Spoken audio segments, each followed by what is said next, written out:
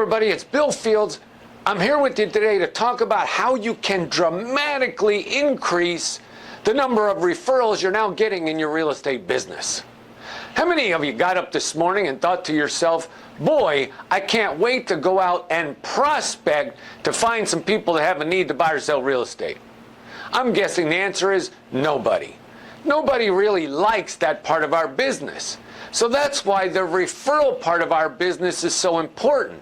Because see, that allows you to go directly to the people you already know have a need and skip all the prospecting that people hate. So what we're going to talk about today is how you can substantially increase the number of those referrals you're now getting in your real estate business. Now, just so we're all clear, what is a referral? Okay, understand, ladies and gentlemen, that a referral is actually somebody making a recommendation. It's almost like they're given a guarantee or an assurance that the level of service that you're going to provide to them is going to be exceptional. And that's why when somebody refers somebody to you, you have to understand the person who is referring that potential buyer or seller to you is putting their own reputation on the line. So that's why some people are reluctant to even give referrals, because they're concerned that somebody won't do a good job and make them look bad. So of course that won't be the case with any of you, but you have to understand the significance of getting referrals. Everybody just assumes that if they do a good job, everybody's going to recommend people to them. But that's not the case, is it? Now, I believe it's a lot easier to be successful building a referral-based business if you follow some simple steps. So what's the first step?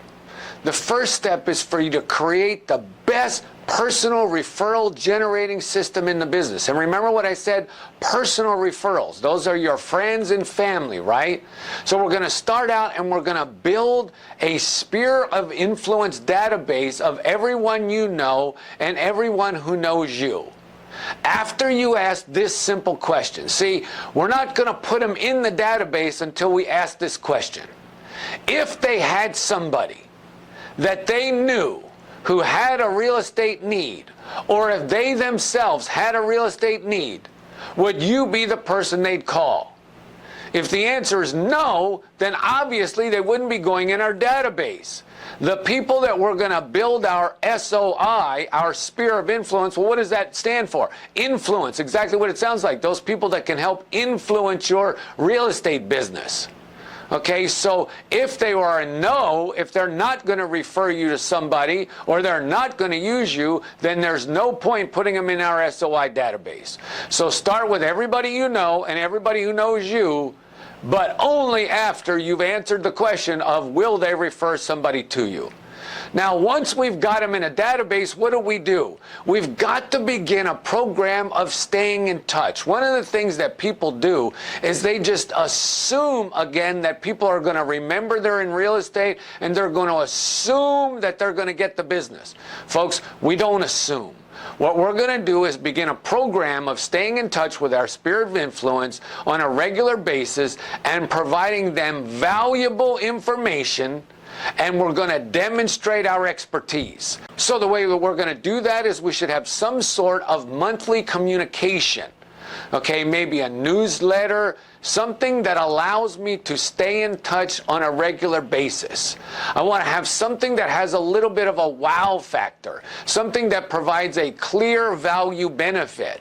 I don't believe in sending recipe cards. Recipe cards don't really demonstrate to the people that I'm an expert in real estate. So I want to send them valuable information about real estate, about the property, about the market, about statistics, about values in the area. I also want to include just listed and just sold notices because I want to demonstrate my expertise. See, everybody wants to do business with somebody who's successful. So we want to incorporate our just listed and just solds into our monthly stay in touch program.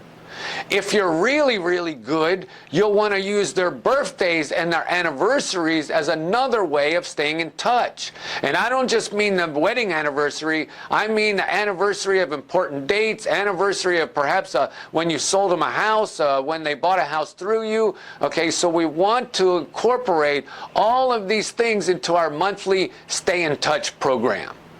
We want to constantly be reminding people that we're here to serve them. We want to remind them of the type of services that we provide. We don't want them to think, for instance, that we just work in a certain price range or a certain type of property. Now, try to give everybody in your SOI, remember these are your personal, these are your friends and family, the ones you're really close to, give them a certain number of your business cards. And don't give them a big stack with a rubber band. Give them maybe 10 and then schedule a date on your calendar to ask them if they need more. So I'll call them up and I'll say, hey Bob, it's Bill Fields. I was just following up to see if you need any more business cards. Well, if I gave him 10 2 months ago and he still has 10, then he hasn't done a very good job of helping me, has he? So I'm going to give him a little prod to make sure he gives those cards out more. I think you need to start or join a networking group, folks. You need to get out and network with other business people like-minded like you trying to build a business. And if you can't find one to join, start one. Get 3 or 4 like-minded business people in your area, maybe your mortgage person, maybe your dentist, your doctor, a lawyer, a landscaper. Folks, everybody is looking to grow their business, and that's the purpose of starting or joining a networking group, to send referrals to each other. So go out in your market and find a networking group to join or start one of your own. Join some community service groups. Get involved in things that are going to allow you to meet more people. If you want to generate more referrals, you've got to be able to meet more people. Use the internet to expand your reach. There are lots of like-minded groups that you can participate in on a local basis that you can meet through the internet. Take a blog and start writing a blog about things that you care about, things that you know about, and look for like-minded people. Again, do it locally. We're not trying to take you outside of your market. We're trying to find a way for you to meet more people that would give you an opportunity to discuss what it is that you do and to be able to offer your valuable services should they have a need to buy or sell real estate. Now, what are the most effective online social networking sites? Well, obviously, Facebook is #1. So are you utilizing Facebook to help grow your sphere of influence? LinkedIn is a great one that you can utilize to help you, particularly when we get to talking about business to business. So think about what you can do as far as utilizing the social media in order to help you grow your real estate sphere of influence, okay? See, ladies and gentlemen, there are 2 types of referral methods in the real estate business. One is what I call the expectation method. That's where people expect people to send referrals to them. And the other one is what I call the explanation system. I prefer the explanation system because if you will utilize the explanation system, you will discover that you are generating almost 1-for-1 referral. That means for every client you work with, you will be generating 1 new referral. So it makes a huge difference. Now, what's the difference between explanation and expectation? Well, with the explanation system, the first step is to explain the way referrals work. So I may sit down with my seller during the time I had the property for sale, and I explain to them, Mr. and Mrs. Seller, I don't know if I ever took the time to explain to you the way my business works. It's actually built on referrals. I work with a limited number of clients. That allows me to give them exceptional service. And then once I've helped them, I ask them to refer me to somebody else. So really, it's almost like a family. I'm just working within people who know other people. So that's the way my business works. So I explain it to them.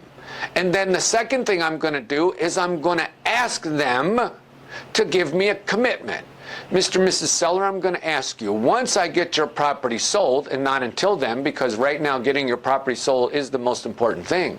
But once I do a good job for you and I get your property sold and get you folks happily moved, would you be willing to refer somebody to me? Would you be willing to refer somebody to me or have me go to somebody you know? See, I have to ask them for the commitment, don't I?